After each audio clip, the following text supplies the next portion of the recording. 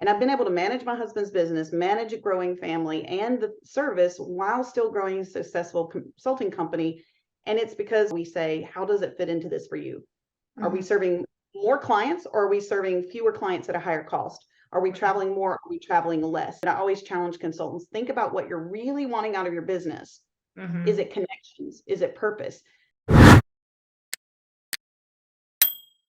Hello, hello, hello. It's Holly Rustic here with Grant Writing and Funding, and I'm super excited to help you grow capacity, increase funding, and to advance mission. That might be the mission of the nonprofit you're working at, or if you're a nonprofit consultant or freelance grant writer, the many different nonprofits you work with.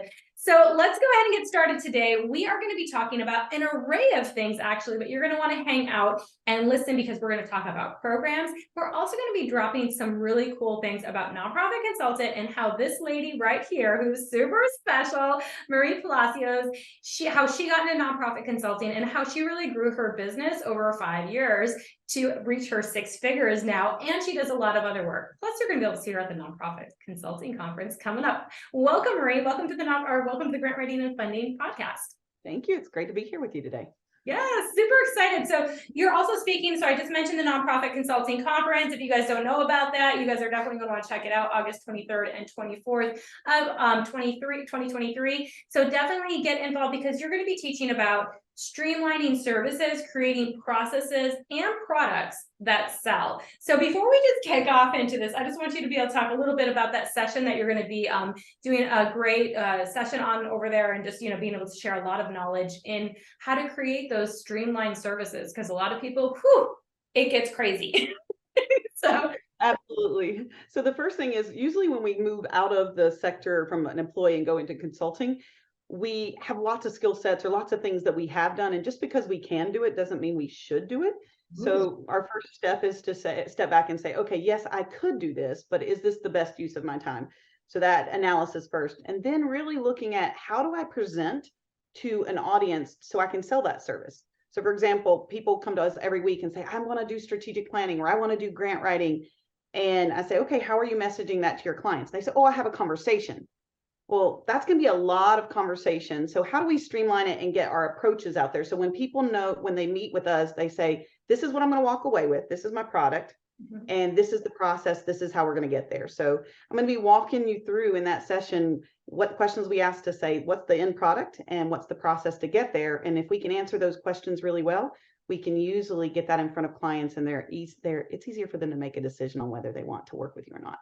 I love that, because I mean, that's all a part of like onboarding, right? And that's all a part of like from discovery call to onboarding, kind of that. Whereas, how do we do that? Now, I get so many people in the grant professional mentorship as well. They're really wondering, like, how do I do that? Because it's not just a natural thing. It's a learned thing, right? It's not just like personality. For a lot of people think it's just like every organization is different. Like, so if you say, I'm going to do grant writing for you, I'm going to work on your project design, and we let the client lead everything, then it can get drawn out over months, or it might not get completed, or you might not get the information. So being able to say, my process is this, and yes, I can customize it, and we can have specific questions and strategy sessions, but it's a 30-day engagement or a 60-day engagement, whatever that looks like. People just need to know what to expect, and they're more likely to work with you if you can say, this is what you can expect when working with me. I love that. And and that's what I really encourage too, is come up with your own design. Otherwise you are, like you said, you're reacting a lot to what they want. And a lot of times what they want might not actually be what's the best for the nonprofit. Yeah. Right? So it can be like, I want you to write all these grants, and you're like, you're not exactly ready for that yet. Let's do your strategic planning first, or let's create a funding plan, or let's create your messaging, right? So it is knowing how you know that nonprofits are most successful at getting funding or whatever their goal is, and then developing a process for that and letting them know how you work, right? Is that kind of like what you're going to be going over? Yeah, I mean, at the end of the day, people say, but if they want it, I want to give it to them. And I say, no, their success is my success as a consultant. Yeah. So I'm not going to set someone up for failure. I'm not going to say, yes, I'll do this because you asked me to, if I really don't believe it's the best practice or it's going to get them the best results, because they're using their time and their probably limited resources to contract a consultant, and they're trusting me, to be honest, not just do exactly what they say they want to do. So sometimes it's not a great fit, and you have to say, this isn't going to work. And other times they just appreciate the fact there's a clear process and that we know how to get from step A or point A to point Z. I love that. I can't wait for you guys to hear about it. I know I'm going to be taking notes because that is definitely something that people have to kind of work out. What is my process as a consultant, right? What is my proven process? And maybe it's something new you're doing, so you're still trying to figure that out, but it is creating something that then you can present to your potential client and say, this is the way I work. And then that way they're like, oh, okay. And I think that just positions you more as a professional immediately because you have a process, right? So well, it will. I mean, you have the external side of the presentation and the messaging and the marketing, but then when we walk through this session at the conference, you're also going to see, how do I take that information and create internal systems that are going to work? Because once we walk through the question list and the checklist, you're going to be able to say, if I'm doing this, what do I need to make this possible? So I'm hoping that everyone will join us because they're going to walk away with just some practical questions to consider as well as checklists at the end of the session. I love it. I love it. Whenever you say the word systems, that's a sexy word for me. Systems and data. Especially when they're streamlined. Yeah, exactly. Streamlined. Workshop. I love it. So yeah, so you're definitely going to go over that. So you guys do join us at the Nonprofit Consulting Conference. We'll definitely have the link in the show notes, so do check it out. But I want to get more into you and your business and behind the scenes, right? So we also have something else great. Before we get there, we also have a great webinar coming up that you're going to be presenting totally free on program designs that pack a punch. So if you guys, your brain is clearly in streamlined systems and it's really set up as far as like organization. So people are definitely going to want to go to that webinar because that's going to give you guys a lot of information on just how to understand processes. So we'll definitely have the show notes as well there. Did you want to say anything about that webinar specifically, which is different than the session you're doing at the Nonprofit Consulting Conference? Just FYI, guys, but if you want more Marie, she's going to be there too, before we get into your story. It's one of my favorite sessions because I literally cut my teeth in the nonprofit sector creating a program, and I've learned everything I learned by failing and doing things the wrong way, and then really looking at success and saying, okay, how can I replicate this success? And traveled all over the state and even other states to say, who's doing what I want to do? Because imitation is the best form of flattery, and how did they do it so I can do it? So you're going to get some of those tips and tools, and you're also going to get something I call the program in a box. If you're a grant writer and you're trying to get content for a grant proposal, I find that this program design that packs a punch webinar or session is one of the most practical because it helps pare down the questions we need to ask before we can even think about a grant template. So it's more of an internal focus, the program designs that pack a punch. And if we're looking at the internal focus, this is what the organization proposes. It's going to be really easy to transition that into an outward facing fundraising tool, such as a grant proposal. Oh, I love it. And that's another question I get a lot too, is what do I ask? Like, what do I need to ask for specifically? So that's really important to know, like, what do you need to really design a program, right? To develop that, what are all the missing pieces? Because you don't want to be constantly chasing the nonprofit either, going, oh yeah, and this, and then I also need this, and then I need this, right? No. Nope. If you join us for that, you'll actually get my program in a box template. It's editable template as well as a sample and another document, because some people see things linearly, some people see it vertically. So I give you two types of documents that I use, so you can choose what you like and what you don't and make them your own. I love it. I love it. And I love that you're spending so much time with us at Grant Writing and Funding this month, because those are great resources. So thank you for coming on. We'll definitely have the link to that as well in the show notes. So now I want to get into more about you and your business. So you obviously work with Mandy Pierce as well for Funding for Good, and she's one of the co-sponsors of the Nonprofit Consulting Conference, and we've done a lot with Mandy. Absolutely love her. And you also have your own business, NP Pro Consultants, right? So you also do that as well. And you talked about like how this relationship. So can you just tell us a little bit about the relationship between the two? Because a lot of people might be like, wait, what? So. It's unusual, and I don't know that we know anyone that has our exact business relationship, but essentially I own my own business, NP Pro Consult, but all the work I do in the nonprofit sector and the small business sector, I do as the lead consultant for Funding for Good. So if I'm coming to you teaching program designs, or even at the nonprofit conference, I'm presenting as Funding for Good, not as NP Pro Consult. Right. And for a lot of people, that's strange because they're like, why would you do that? And I'll tell you why. It makes much more sense for my business. Mm-hmm. We're good as consultants. We're good at what we do, probably. I'm assuming that if we left our sector, we know what we're doing, whether it's grant writing or program design or strategic planning. But we often forget that the business management side is a full-time job on its own. Mm-hmm. So I partner with Mandy because I recognized very early on, and she recognized that there are certain things that either A, are not my unique brilliance. They're not the things I'm great at. Like I can do messaging till the cows come home, but marketing and website design, those are things that I'm not, super great at. I have a busy family life. I'll get into that later. And sometimes timeliness, I have to really manage my time, and having to respond constantly to tech and VA issues is not where I can spend my time. So Mandy and I created a very unique strategic partnership where I own my business, she owns Funding for Good. And I only work in that particular area under Funding for Good. So there's no competition. I'm not poaching clients. All the content that we see on the website, we've collaborated on together, and it works for both of us. I love content creation. I love working with clients, and she really loves growing the business. So it's a win-win for both of us. Oh, I love that. And it's so important, right, to find those types of balances when you're at, because it can feel very isolating running your own business and not having that type of support, because it's the job description, you like the it's like it's a job description. It's like the one that's the wish list, right? Everything that an entrepreneur needs to do.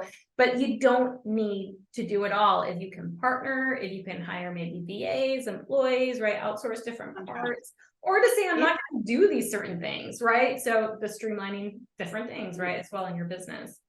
And it doesn't work for everyone. I mean, we've tried bringing on other people. There has to be a high level of trust and integrity in your business partner. But a lot of people say, but you two could be competition for each other because technically you have the same skill sets. Yes, but we love doing different things. I'm not all about the capital campaigns. She loves that. She's more about the consulting side and bringing on new consultants. I'm really focusing on strategic planning with nonprofits. So really focusing on what we enjoy the most and saying, I want to be in a career where I'm doing what I love the most often. And if we can partner, even though we could all both be full one-stop shops, why would we do that? If I love strategic planning and she loves working with consultants and things like that, why wouldn't we partner? There's lots of questions to ask when you go in that, because I shared with you a little bit earlier. So we didn't get along when we first met. We had major communication challenges. And because of that mutual respect, we're now celebrating 20 years as business partners. Wow. Congratulations. I love that. That's like longer than a lot of marriages. Mandy. I say everyone needs their Mandy. It just made it look a little bit different for you. Exactly. Yeah. And that's true. It's like, I see this a lot with different partners out there, and it's sharing the celebrations as well as the workload, as well as the stresses, right? It's nice to have somebody who understands the business completely. Doesn't have to do everything on it, but just talking about some things, right? Even that's masterminds. That's where that comes into mentorships. Like you can get your kind of struggles that are holding you back in your head sometimes, right? And put them out on paper, and someone will be like, okay, here's another way to look at this, right? So that can be really, really helpful. But also the celebrations, I love that too. You know what I mean? To be like, hey, because it's isolating. It can be very, very isolating as a consultant. So absolutely, we spend so much time in front of the camera or in our offices, and I find that we plan on retiring together, and we're going through we've already got our retirement plan together because we said it's working, it works well, but we evolve the business. So just because you start with something doesn't mean you have to stay with that. I mean, we started mostly with grant writing. We were grant crews originally, and Mandy originally subcontracted me to write federal and state grants with her, and then she was like, we're on everyone's timelines. How are you feeling about the grants? And I'm like, I love grant writing. I'm good at it, but it's not where I want to spend my time because people just aren't getting me the content on time. And then I find myself with my family putting them aside saying, but I have this grant deadline. Yeah. And as a mom of three, as with a husband with a rare disease and a medical condition, I'm constantly, navigating.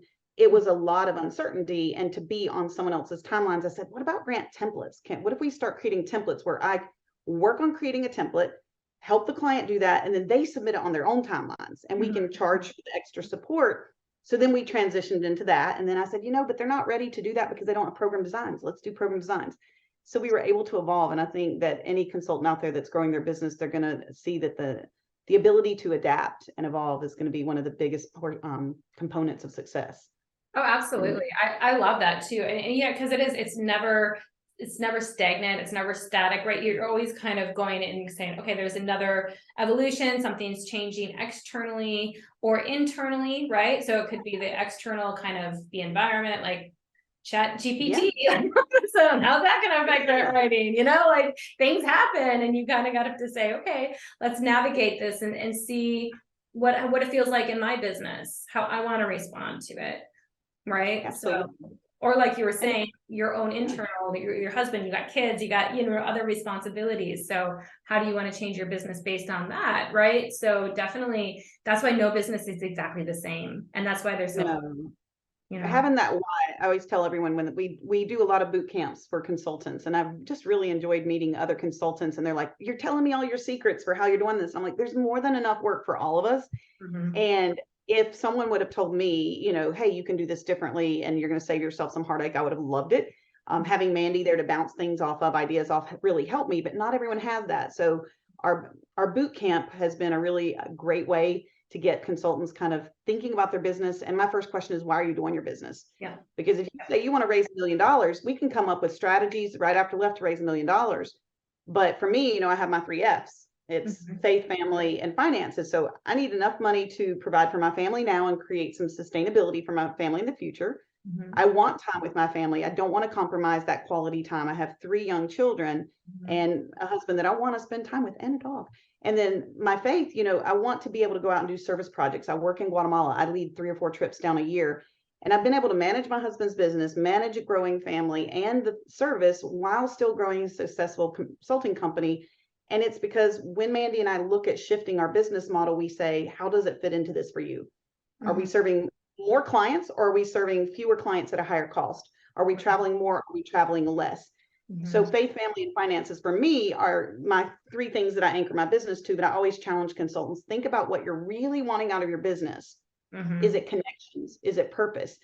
And tailoring my services around the things I get excited about helps as well, because the moment I'm not excited to work with a client in a particular area, then I need to reconsider, because I might not be the best fit for them anymore if I'm not really just giving them the best of me. So every consultant's got to think, what are those core values? What are those things I want out of my business? I love that, and it's, ironic, because a lot of people think, oh, people just want to open their own businesses to make money. No, actually, most of the people that work with me, it's not about that. Yes, of course, they want to be financially stable, or, and they want to break glass ceilings and that sort of thing. But at the same time, one of the deeper meanings is flexibility, freedom in their schedule, right? The ability to spend more time with their family, the ability to spend more time on their mental health or just their health in general. Like, there's so many different reasons that are so deeper. And sometimes money is just kind of like an outcome as well for when you actually get focused on what you want. Because a lot of times it's like, I wanted to quit my job because it was so stressful. I was working so much. Opening a business, you can very quickly get into that tailspin if you're not intentional, right? Because it is still a list of, you're never going to be done with that to-do list, right? So it is being intentional. If you opened your business to create less stress and more time, then once again, going back to that streamlining of services, or really then creating processes from your intention and your why. So I love that's where you lead from, because that's where I lead from too. And that's how your business will be, developed and created, right? When it's based on there. Otherwise, you're going to get into it, and 2 years later, you're going to be burned out and go back to work at a job, because it's, Absolutely. And it's okay to pause. Like, most people, don't realize, they think, oh, if this didn't happen this year, I failed. There is not really the failure. It's, you tried it, and if it didn't work, try something different. And every business is at a point where you can't turn down. When you first start, you're probably not turning down clients. I had a consultant call me yesterday as part of our boot camp, and she said, I'm not at a place where I can turn down clients. And I said, that's okay. Then be very specific on how your processes need to be in place, so that if you're working with a challenging client or one that's not the best fit for you, you've got the processes in place that protect them and you. So kind of those policies that protect you, and them contracts. And you will get to a point that you can turn down. I turned down a $15,000 client last month they already said, we want to work with you. And I said, as much as I would love to, I don't think I'm the best fit for you. And I sent them somewhere else. And I think it was better for them. And it was definitely better for me, because I didn't feel like I was the best fit for them. And you get to that point, but it takes a little bit of time, and being able to say, who is my ideal client? How do I reach them? And how do I make sure I'm spending more energy on my ideal clients and not burning up all my energy on those who are maybe not the best fit?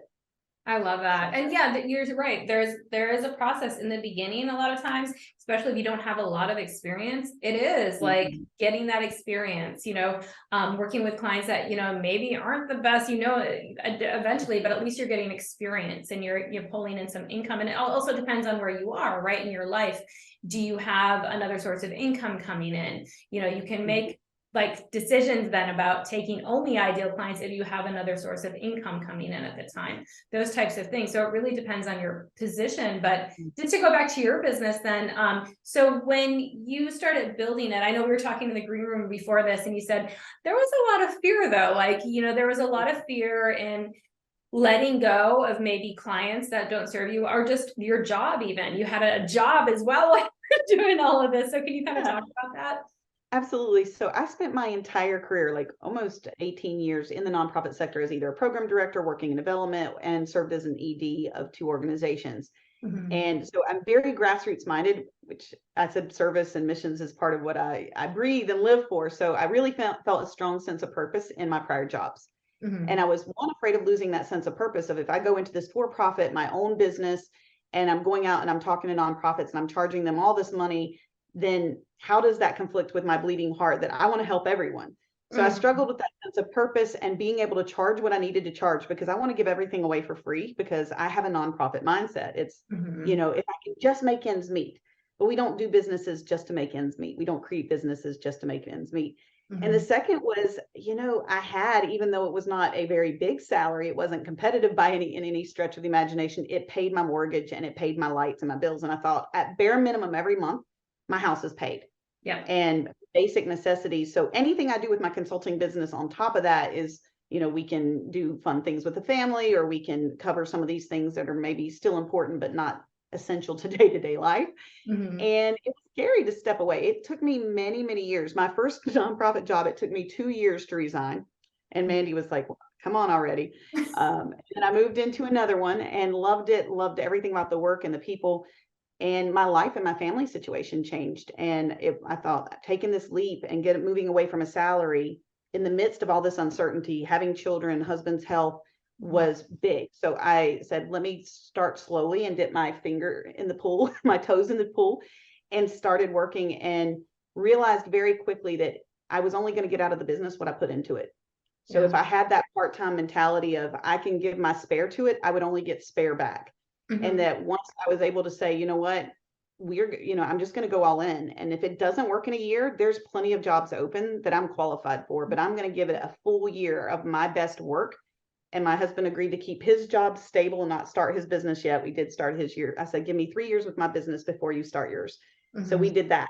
He kept he wasn't making a ton, but it was that enough to pay the That bills. And consistent. then Yeah. I was able to go full in and am actually now full time with my business. So I it's love been cool. that.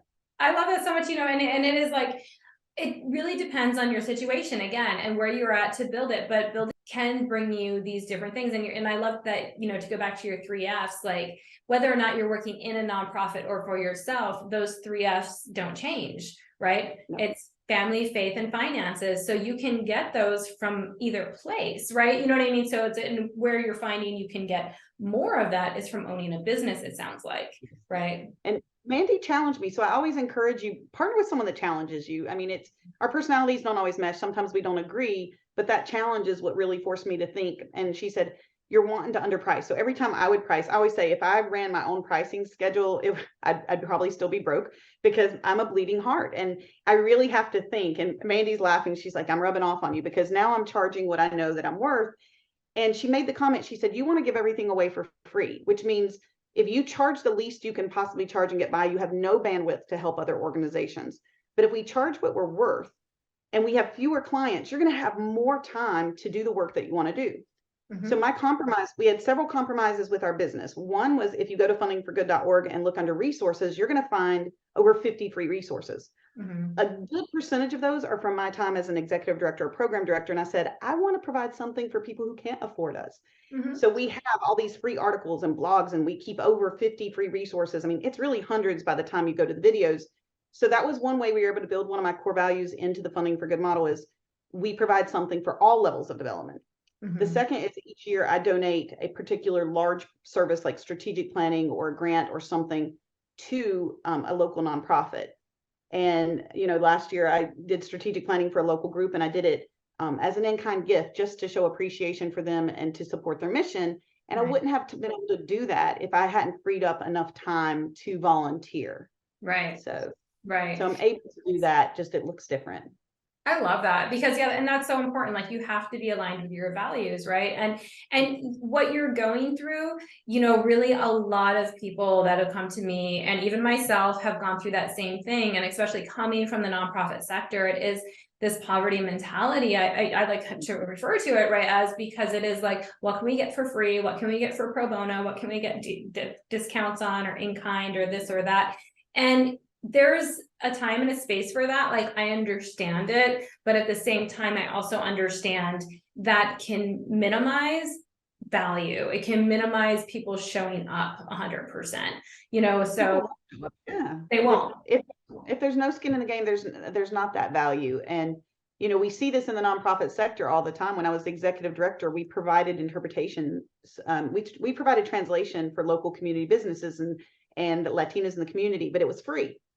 And we didn't have people taking advantage of it. They were going to another group that was charging $60 per page, but didn't realize we were the ones doing those translations for that other group. Oh my gosh.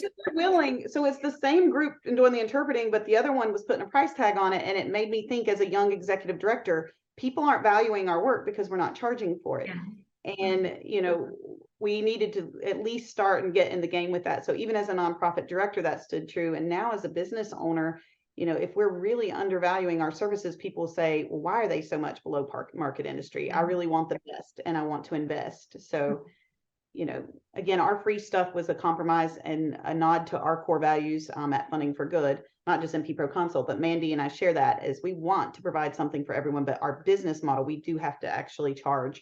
So we point people to those resources, and then we work with those who are ready to invest.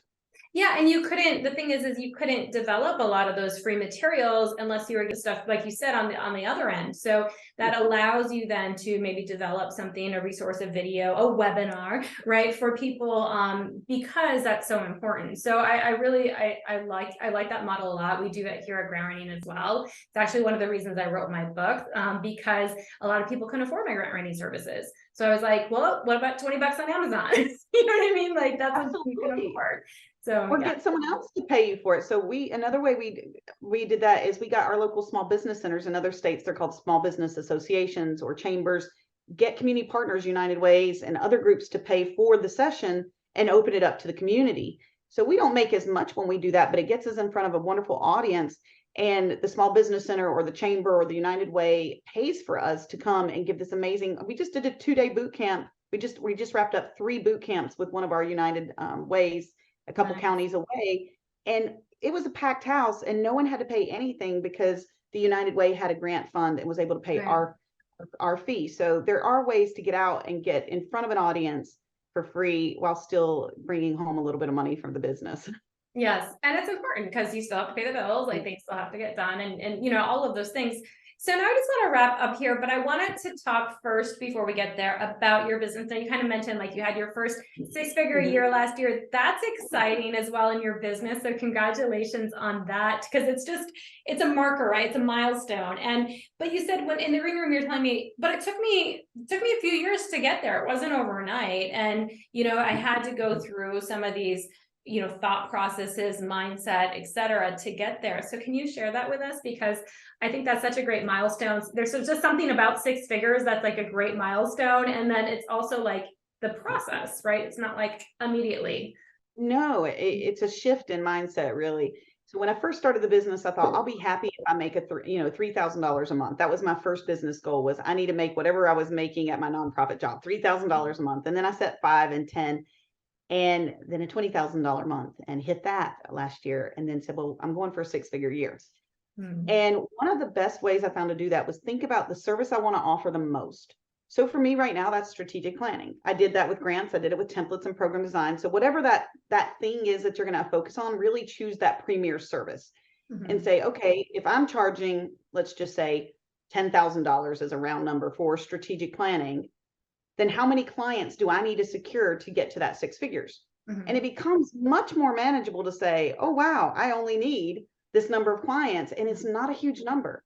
Mhm. Now, if you're doing grant writing or your services are at $3,000 and $4,000 range, how do you promote that service? Starting out, we were really grant focused, and then we started being that one shop.